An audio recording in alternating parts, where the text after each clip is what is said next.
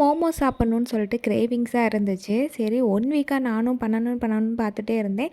எனக்கு டைம் வந்து கிடைக்கல. மோமோஸ் பண்ணுறதும் சின்ன ப்ராசஸ் இல்ல. கொஞ்சம் அதிக குவான்டிட்டி பண்ணா தான் திருப்தியா சாப்பிட்ட மாரி இருக்கும்னு சொல்லிட்டு நான் பண்ணுறதுக்கு சோம்பேறித்தனப்பட்டுட்டு இருந்தேன். சண்டே ஈவினிங் நைட் டின்னருக்கும் சேர்த்தே மோமோஸே பண்ணிக்கலாம்னு சொல்லிட்டு ஹஸ்பண்ட் இருக்காங்க. கொஞ்சம் தேய்ச்சு குடுக்குறக்கு ஹெல்ப் பண்ணுவாங்களேன்னு, ஈவினிங் போல் வந்து மைதா மாவு பெனஞ்சு வச்சுக்கிட்டேன் மோமோஸ் பண்ணுறதுக்கு. ஸ்டஃபிங் வைக்கிறதுக்கும் வெஜிடபிள்ஸும் கட் பண்ணி கொடுத்துட்டாங்க. கோஸ், கேரட், கேப்சிகம் இது 3ம் போட்டிருந்தேன். ஸ்டஃபிங்க்கு வதக்கி எல்லாத்தையுமே ரெடி பண்ணி வச்சதுக்கப்புறமா சைடுலேயே மோமோ சட்னிக்கும் ரெடி பண்ணியிருந்தேன். ஃபைனலாக சட்னியுமே ரெடி பண்ணிவிட்டு அப்படியே எல்லாத்தையுமே தூக்கிட்டு ஹாலுக்கு வந்தாச்சு.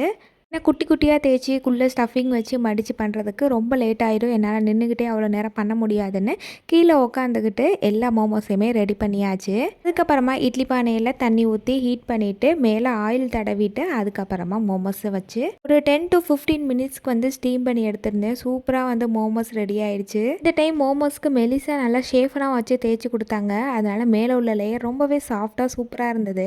தீர நைட் டின்னரை சாப்பிட்டு முடிச்சாச்சு.